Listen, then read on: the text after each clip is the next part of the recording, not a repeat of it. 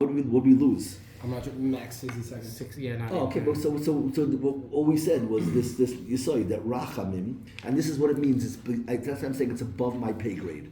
Hashem's job, one of his jobs is when do I make a breach in Teva, in Elikim, and do I supplant Elikim with Yud Kei Vav Kei? Like what? Because like you're messing with the perfect plan, but that's what Rachmanis is. I can't watch this happen. Okay? How'd we get to this? We deviated a little bit because I asked once you were discussing. Oh, you're asking all the stars. So but it's important sugya. That's only one type of rachman. There's other types of rachman, but we can do a share rachman one day. But that's a very important havana and rachman. Okay, but the point is over here. What I wanted to do is that the step that you need in the yar that I wanted the Olam to say is when you have your promised land, you're not living there, and the thoughts come to your head. So what do you need to do? You need to learn how to harden your heart. That's what it is. What is hardening your heart? This week's parsha. What is it? What can we define what that is? It's some skill to suppress all your emotions. I can't think it because it's going to be too painful, so I don't go there, right? So the Makkos are a 10-step process of how do you chisel. When someone hardens their heart, it's a big problem because now they'll never live their dreams. They won't go there, so they're going to live they'll miss out on their whole life. So Hashem is saying, it's sort of related to what we just said. How do I artificially preempt? It's also rachamim. How do I preempt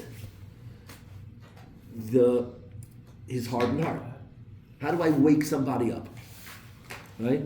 So we said last week, I thought we said, the first one's obvious. What's the first step? What's the first step to getting someone who's playing it safe and not living his dreams and refusing to think about his dreams? What? The first thing you do is you get rid of his safe little world. You turn the yar into blood. Get rid of the water. You ruin the yar. I was thinking about the water. What? I was thinking about the water. Kolfan. No, so Hashem could have dried up the yar. That would have worked too. But the point is you're playing it safe, I'm going to get rid of your safety. That was the point. Okay, that makes sense. That's the first makkah. And then what do people do? They double down. Right? So what do you do? So now what do you do? I ran away to, the yar was my hiding place because I played it safe. So now you told me to have yar? I'll run away further. I'm not farming. Forget farming. I don't need to farm either. Right? I'm going to go... It's Lakewood. I'll go to a wedding every night. I'll have good meals. It's good. I'll live in Lake Terrace every night, right? Whatever it is. So what happens then? Well, you know what? I'll go. It's on sale. There's pizza bagels that are frozen pizza bagels on sale in Bingo. Gourmet Glatt, whichever one it is. I'll buy a couple of boxes. What? Keep in my freezer, and I'll have a microwave, toaster oven. So what happens then? We didn't do this last week. We did. Anyways, what I wanted to add this week. Squeeze you roll 10 quickly or no? Maybe. Well, yeah, maybe. But I want to do the dog also. But somebody says fast.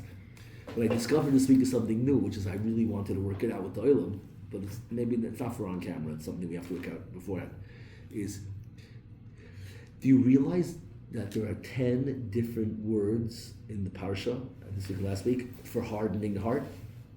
It's not just that Hashem has to do 10 Makkos. There's 10 different ways to be in denial.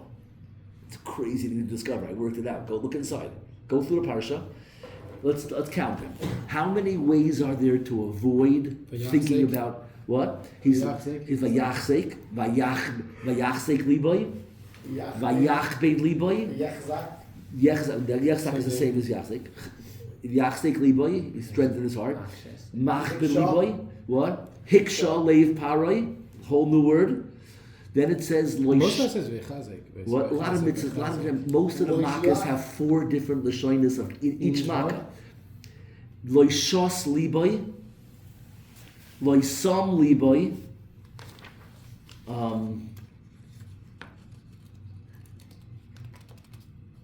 loishama is the most basic one. That's the first one. Loishama aleim, you listen. That you don't listen. Listen. Hazana is to pay attention.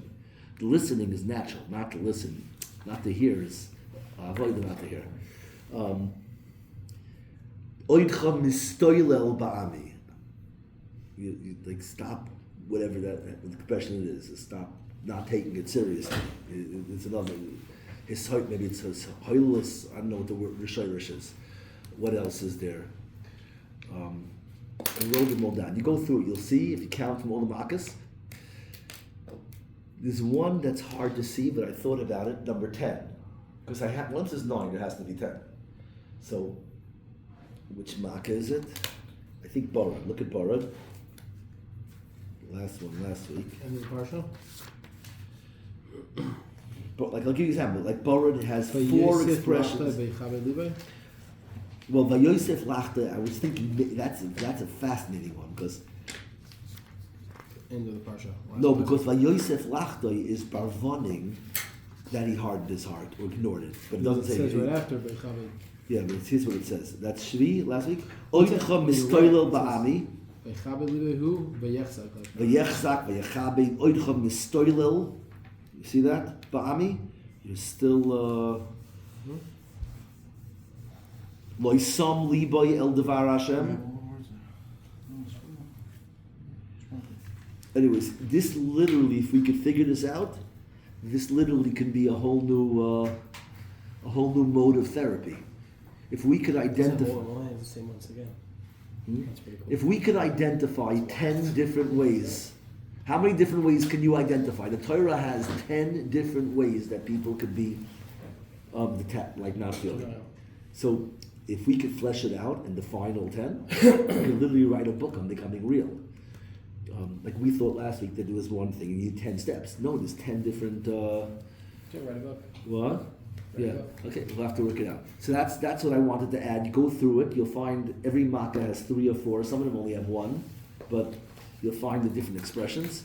One interesting expression is it's what? His heart only got hardened after 3. So It's what? his heart only got hardened after 3. So you're gonna have to double. No, that's hard. But he hardened even afterwards. He hardened his heart. He didn't pay attention. He didn't look. He did it himself. The first makkah already says he hardened his heart. Hikshal libai uses all these lashonos throughout the makkos. But there's an interesting one. Vayifen. So what does it say? He looked away. He didn't see. He didn't want to see.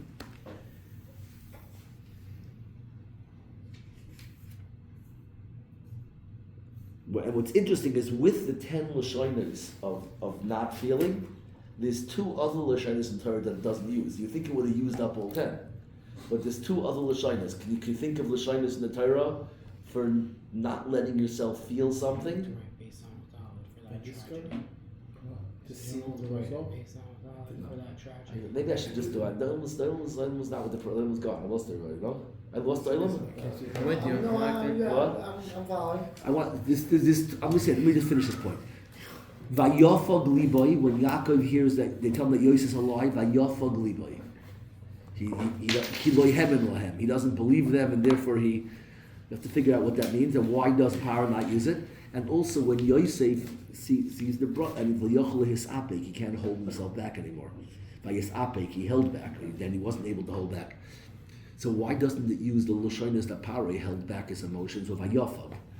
So I was thinking that the difference between vayafag and loyochelis apek and paris, that's very, very cool, is that in vayafag means that you had the emotions and you're trying to block them.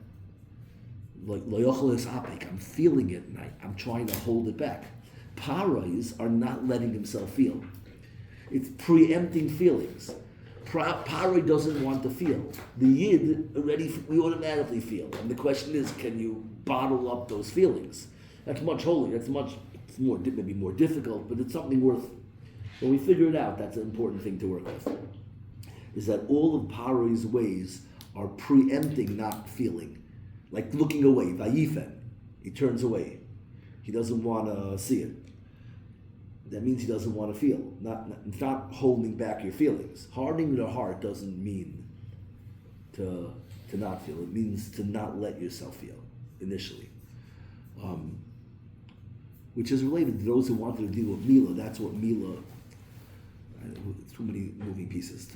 Mila is getting rid of the Orlas Halev, which is what we're describing. We're saying the purpose of the Makkos is to get rid of your blockages.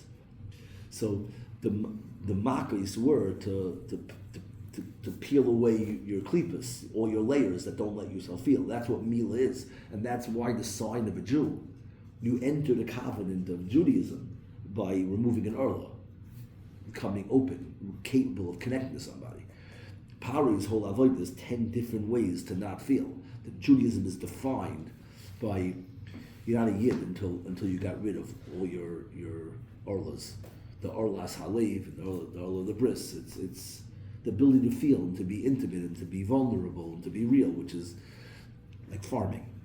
And okay, let me give you a 5-minute quick version of the all 10 plagues. So what happens is that when you try and leave, run away from the Nile, you're running away from the Nile. So what happens now? You think you found a safe place where you don't think about farming anymore, right? Originally you wanted to have a farm, your own farm, and now you have this little farm around the Nile. You ran away from your real dreams of your plantation or your ranch, and you lived around the Nile. You planted like everybody else around there. And then Hashem came and he dried up the Nile. He turned it to blood so you can't have this. Now you run away from the Nile and you don't think about farming at all. The problem is that when you do that, when the bacher who stops dating says, I don't need to get married, and he tries to deny that he ever wanted to get married. And so then what happens is this, and he doesn't want to think about marriage. So then this couple with this cutest little baby moves in next door. The dreams don't leave you. The frogs come out of the Nile and they come into your house. You can't escape your thoughts. They will follow you everywhere. It's really much deeper because the Torah says it comes into your chadar mishkavecha, comes into your bedroom, it comes into your tanorecha, your oven, your kitchen. What does that mean? What's it spelling out? It already says it comes everywhere into your house. So I think what the Torah wants you to realize is that when you're denying who you wanted to be and you're living a fake life, so it's going to show up everywhere. In your kitchen. What does it mean, frogs in your kitchen? Your compromises in your kitchen means you're never gonna cook. You just use plastic. You're putting bagels in the oven. You never have a real meal. That's the frogs in the kitchen. In the bedroom means that the people you picked up in the bar, it's not a real relationship. They have to leave before the morning because they don't want to. Nobody wants to see each other in the morning. Every single thing in your life is bankrupt and halfway. That's your compromises. But it's not so much the compromise. It's that it's a very grubber thing, but it's real. I don't know how to say it real. Like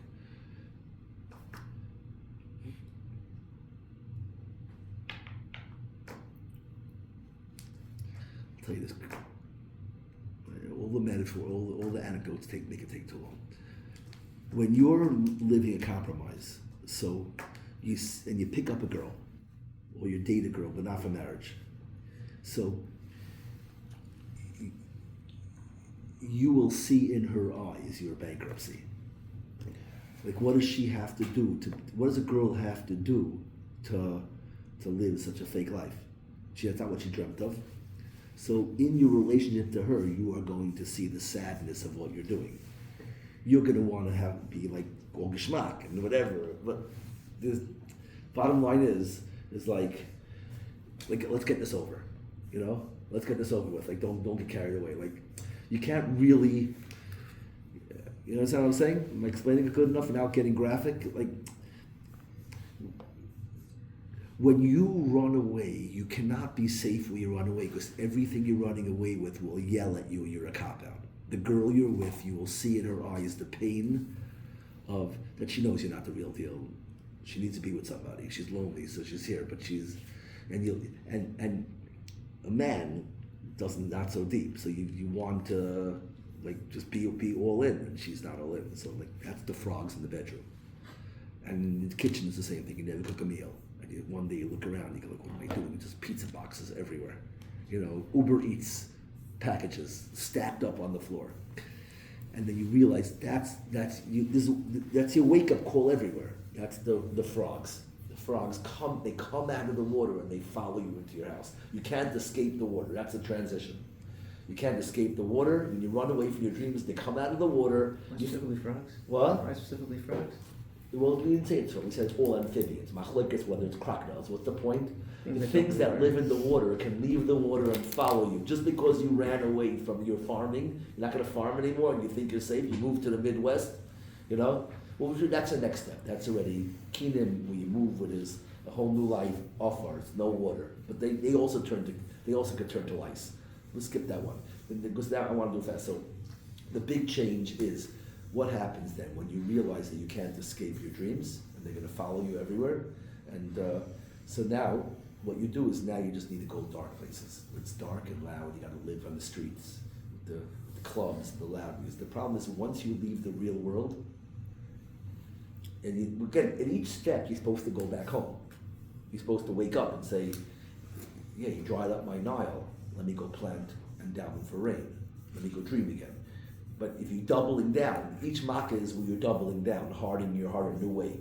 So the next step is once you tried, you gave up your dreams, you get into a whole new career. And the new career also, your bankruptcy sunk in. So now you don't have any careers. Now you just drop all, you just quit, and you just go to clubs, and you hang out with the crazy, wild people. So then you have the Arov. Once you leave the real world, you're dealing with criminals.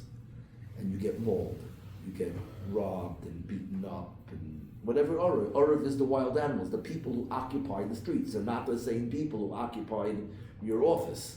White collar workers in the office. The worst thing was they talked about you in the coffee room. But in the streets, you can get really, it's Arov. And once you're in the streets and you're in the Arov, so now the next thing is the domestic animals start to die. Let's have everybody at home. Your kids, you're gone. You're not home anymore. You're there. So now the plague of the Arov is first the people you're living with beat you up, and then your children, your business, your partners, your customers, everyone. The whole thing falls apart. Everything in your life, all the elements of your life start to drop dead, metaphorically. So then what happens next? What's the next step? You double down. You're living in the streets, you're a club guy, gangsters, doing this, and you know that everyone home is falling apart, and you're not answering those texts or whatever it is. The point where everything changes is shchin. Sounds so random, shchin, but what shchin is, the next step is where the suffering stops being emotional and psychological. It actually becomes physical. You contract some diseases from the people you're hanging out with. You get beaten up. You get some teeth knocked out. You don't take care of yourself. So you're falling apart and you're sick and it's shchin is where the escaping starts to affect your guf. And the reason why it's like the center makkah is because that's where everything changes. What happens when the pain becomes physical? So we discussed it earlier. What? Couldn't stand. Now so the emotional stuff you can run away from. You can do all these complicated things and try and escape from it. But when you have physical pain, there's only one answer. What's the answer? Either go to a doctor and recover your life, and that's the healthy thing. But you double down. What's the doubling down? You're a runner away. You don't know how to turn around. You have no reverse button. And now you have crazy diseases. Okay, you don't know who gave it to you, who you got it from, but you're messed up. Okay? And then hell rains down. So what happened? What do you do now? What do you do after shkin? Why is that the change? Drugs? Drugs. That's when the drugs start. The drugs start with the physical pain, OxyContin, and all these things. Now what happens when you're on drugs? You don't recover. Now it's pretty quick. Now the first thing with drugs is barad. Barad's very deep. What is fire and ice? What happens when you're on drugs? All the people who are still believing in you and trying to help you, the people who wrote you checks and tried to bring you food, whoever it was, they knew you were in the streets, whatever it was. In life, there's water and fire. Water is what nurtures you, and fire is what hurts you. And that's water and ice. the people who love you and the people who hate you. But there's a point where water becomes ice. You know what ice represents? Where not only the people who hate you, the fire, hurt you, but even people who love you start to hurt you. That's what hail is. Hail is where the water becomes a mazik too. By helping or by not helping? No, it becomes hard. The water, the soft water, becomes rocks. They don't help you, but they're helping No, they you. stop helping you. They enable don't. Once you're on drugs, once you cross over and you're a druggie, then your wife turns against you. Not only your enemies, but your wife. But the helping your is enabling. What? Helping is enabling, or they turn against you? They turn against. They hate you. You betrayed them. Just the whole world. You know, nobody, everyone gave up on you. Now they punish you, and it's and that's the hail is where the chiddush of the hail is that ishmis lakachach b'sleicham bara, that the fire comes from even the people who loved you. Is that the fire is the water became ice. And then it goes dark. What? So then When it you goes overstep, dark. then comes, and you still don't wake up. Everyone, the whole world's going to see it. Then you have arba. The arba is now what happens when everyone betrays. Then you have nothing. You're in the streets, so you by Orav already you lost your wallet was stolen, and Dever you hear about the kids. But I have my stuff. I put it in self-storage. You have a self-storage, you know. But then there comes to a point where you don't even pay for your self-storage. Arba is where your lifestyle of being in the street with nothing, everything gets eaten up. You don't pay the bills in your self-storage. Your photo albums are gone. The chita, the animal stuff, the physical thing, your car was stolen and your property was stolen, all your good stuff was stolen. That happened before. That's the flax and the stuff that was ruined by the borough. Your wife took your house and she took all your money and all your accounts, and the judge sided with her and she gave her everything because you're a druggie, so she got everything. Your future income, you can't even work because you have to pay so much child support and alimony. But then you take your few little things that you got. She didn't want your childhood report cards and your photo albums of your parents, and you put that in storage. But you don't pay the bills; they auction it off. And that's arba. All the stuff that the borough left over. She took your piano. She took all the stuff, but the things she left you, the human stuff, the chita. And the kosemis, the wheat, and barley was machal behema. That's their physical stuff. That was destroyed by the borough. She took everything. But the arba eats the chita, what the borough left over, and now you have nothing. You lost your photo albums. You lost your memories. What? The remnants of the dance. Yeah, you have nothing. You have zero, literally nothing. You're living in the streets. You have nothing. At that point, it's choshech. The deepest, darkest choshech. You live in dark. You can't even move. There's nothing to live for. You can't even move. You're stuck in this crazy depression. And then what? Like missing a step, no? Why? Borrowed arba. No. Meaning normally there's have a step that where you can do something in between. That at the same time it's every time you can wake up, you lost your stuff. You say, I almost lost everything. My life is literally like I wrote a poem once years ago. Like I wrote about suicide, and the poem was this guy's committing suicide, and he walks into the ocean and he cuts his wrist or whatever. And it doesn't really describe it, but he's killing himself in the ocean. It describes his last walk. He lost everything. He has nothing in his life left.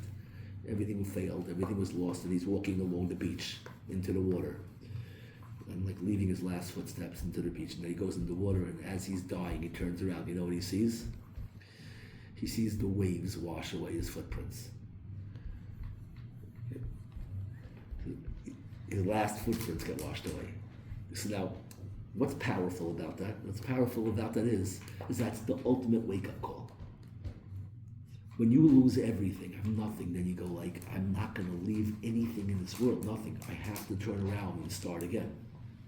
You could start again, make new memories. There's a point, and that when you have nothing, and if you can do it, then you just sit in the dark, because I can never recover, and I have nothing, and you sit in the dark, you can't even move. And then the last step is Makkos b'chayros. Makkos b'chayros is what does the b'char represent? The b'char is back full circle. It's what represents all your dreams. The b'char is the kid who never wore a hand-me-down. Every single thing in his life has photos. You have all his teeth that he lost. You saved everything, every artwork, every word he said. He was a rock star. The Bachar gets pictures and trips, and he's the Bachar. He represents everyone's dreams. That's the Bachar. That's why Klal Yisrael was supposed to be led by Bacharim. Can you imagine a nation that's led by all the people who live that pure, all Yosef HaTzaddiks, people with the most blessed life, confident and assured and dreamers.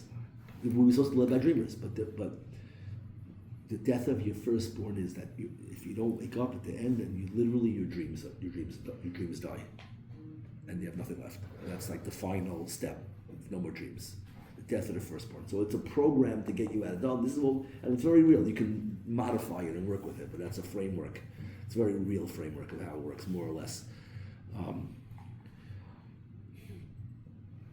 To work that out together with the 10 ways of denial. Each one, it's a different denial for each stage, a different way that you have to. It's not spread out equally, right? No, that's what's complicated. Right. Each makkah has a different combination of all 10. It's a real work to do, but you have to make a chart. And once you start to define the differences between the words, you'll see. We're in a conference room. What? Oh, yeah. Anyways, let me do a 3-minute version of the dog story. Because this week's parsha is the Li'echaratz Kel V'Shoynei.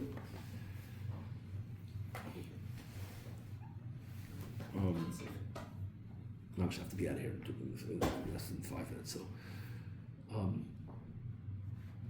there's a pasuk in the Torah, a halacha. It says,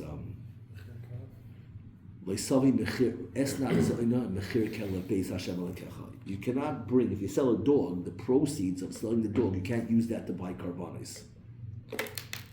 Right? So, it's so random. Like, what's wrong with that? And then why is it together in the pasuk with the esnan zayna? That the money. So the pasuk says, one pasuk, the money that a zayna gets for doing her plying her trade, and the money that you get for selling a pet dog, both of those monies, the mutter money, it's not treif. You just can't buy karbanos based on English. You can't use it in the base of English. So the words like this is that a dog. Everybody wants relationships. But I'm so afraid to get hurt. You're afraid to get hurt. So you plant around the Nile. What is planting around the Nile in relationships? A dog. A dog will never hurt you. He is faithful. He loves you. He'll never hurt you. He'll make fun of you. No matter what you do to him, he's going to love you. It's kelev. It's like, kelev is like the heart. It's an artificial relationship where you have no risk. You can fully invest yourself in the dog, knowing that he'll never be betrayed, and that's why you can't use that for karbanos. Why? Because the korban is intimacy. It's totally being real with Hashem. You can't come and be intimate and real and open yourself to Hashem with a totally fake thing. It's like asking your secretary, "Can you go to the store and buy my wife anniversary card?" It's like the whole point is that you bought something to send your secretary by anniversary. An anniversary card is supposed to be the appreciation of your relationship. To do it in a fake way, you hear? And so, what does it share with the esnan zayna? The esnan zayna, a zayna and a kelev, are the 2 ways that human beings have figured out how to simulate relationship without risk. That's what they share. They're both kelev. They're not real relationships. It's going through the motions or the real thing with no risk. They're different. The Zayna and the Kelev are 2 different ways, but they are the 2 different ways that human beings simulate relationship, and they're fake. They're Kelev, they're not Lev, and that's why they're both also to buy karbanos from them. So now in this week's parsha it says Lo Yecharat, when the Jews by Makkos when they were leaving Mitzrayim after Makkos B'chayros, it says Lo Yecharat Kelev L'Shoynei. So in school we learned that dogs didn't bark. But it's very hard to say that it means barking. How can Yecheratz L'Shoynai mean bark? Lashon is a tongue. They didn't do something with their tongue. You don't use your tongue to bark. What? The translation is wet. Wet their tongue? So but that's not how we learned it in school. It's the translation. Where does it say that? Why does Yecheratz mean wet? Where is it? Wet with an H, I think. At the end. Parsha is But Shalach. No, Shalach? No, it's right But- here. It's by, it's right here. It's Yeah? right, Makkos B'chayros.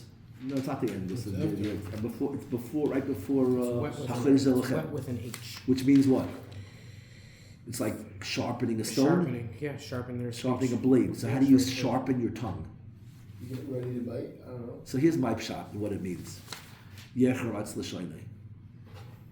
Yecharatz l'shaynai means when the dog is trying to get you to take him home from the pound, or throw the frisbee to me, or play with me. What do? They give you these big puppy dog eyes, and they have a tongue and they do that little. Yeah, I'm not gonna do it on camera, whatever I did it already, actually, but when I take me home, Blur it out. take me home, right? Okay, the dog is trying to like adopt me, adopt the rabbi, okay, adopt the bacher. Like, so what the word yecharatz means on Shabbos is a lashon that when you pull by chayresh, when you pull a bench across the backyard, you make a charitz, a groove. A charitz is a groove that's made by scratching. To be chayretz is when you scratch back and forth and making a groove by going back and forth, like this, like in a swing. Under a swing, when kids are on a swing and their feet touch the ground and end up getting a hole, or in the batter's box, you're digging with your foot. That's called being chayretz. You scratch repeatedly, the same lashon like with a when you're sharpening a knife. You're being chayretz, right? That's the lashon. So listen to the punchline. We're done. The punchline is that when the dogs wag their tongue and their big eyes and they want to take you home. So when the Jews left Mitzrayim, they didn't do that. And that's some kind of huge Kiddush Hashem that they're rewarded for. What's the Kiddush Hashem of that? Based on our Vart? Can you cop the punchline? It's so amazing. We're saying a dog is what? A dog is kilev. It's a cop-out. It's not a real relationship. That's what a dog is, because you're playing it safe. It's denial. It's planting around denial. It's not risking a relationship with a person who could betray you or hurt you or decide they don't like you or see through you. So the dog in Mitzrayim, they saw that the Jews are so real, and they realized that these people are not buying what I'm selling. When the dog doesn't give you puppy dog eyes, what he's saying, who am I fooling? They're not cop-outs. The Jews, it's like the same thing with the Zayna. Imagine you have a Zayna on this, don't imagine. There's a Zayna on the street corner, and the Rav, it's still dark at night in the winter, and he's going to Basikin with his Tala Zekel. And the Zayna's waiting for one last customer, and she hears someone coming, it turns out it's the Rav. So do you think she bats her eyelashes or does that whole little thing? She doesn't do that. Why not? Because she knows he's not buying what she's selling. That's a huge Kiddush Hashem. When she chaps that this guy is not a guy who wants compromises. The dogs in Mitzrayim, they didn't do that thing, take me home. That's an amazing Kiddush Hashem. And that's the pasuk. That's why the pasuk goes out of its way to tell us this. The dogs they knew the Yidden are not they're not planting around the Nile. These are real people who need a real relationship. And the dogs didn't even try. Amazing? It's an amazing thing. And, that's why you reward the dog with, what's the reward the Gemara says that you give the dog? When you have an avela, when it's an avela, la kelev tashli chonaisai. If an animal dies from not by shchita, so what's the word of that? We'll save it for next week. What? Quick. It's tell quick. It's just cool. It's cool to tell the whole story. Yeah. It's very brutal. If there's girls listening, they're not going to like this. But we don't have any girls listening to this. There are some. There are? Yeah. Say there. No, a from girl could listen to it. A girl's not religious. It's like, you know what it is? I had this college kid on like a program I was on, and I did my men-woman talk. So this guy tells me, I don't know what you're talking about. I have like 5 girls, he said, on call in Chicago. I said, you have no girls on call in Chicago. Who are you fooling? He goes, I'll show you their numbers. I said, I'm sure you have numbers. We'll call the number, but I'll tell you have no girls on call. He goes, what do you mean? I said, very simple. When a man says, I have a girl on call, what's he saying? Why is that a boast? Because it's so interesting that Hashem sent the woman right here as we were saying this, Maybe they've used a symbol, I shouldn't say this. When did a woman ever walk in here? And just that I said, I couldn't say this woman, what? I don't know. Could be That's in the a stream. Is that a sim and I shouldn't say this? No, say Maybe it's showing that they So can have You'll it. decide if you should delete this part, okay? But here's I know the I can't. I'm not editing it, so whatever happens is going up. I apologize if that's a cop out. okay, so maybe stop and start it again. Stop it.